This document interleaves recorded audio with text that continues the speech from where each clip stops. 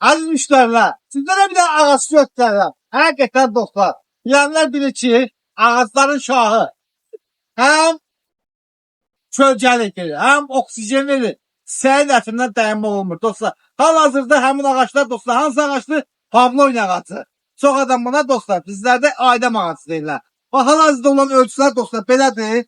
Bax, biri budur, maşallah. Görürsünüz qəşəng yarpaqlayıb, süper. Bax, ondan sonra bu ölçüsü də var. Ondan sonra bax dostlar, bu ölçüsü də var. Görürsünüz mü? Maşallah bax. Sonra belə bir ölçüsü də var. Süper. Sonra bax dostlar, belə bir 3 metrdən böyüyü var. Görürsünüz qəşəng qollu budaqlı. Ha bu nədir ki, istəsəniz lap böyüklər də var. Oh. Bax.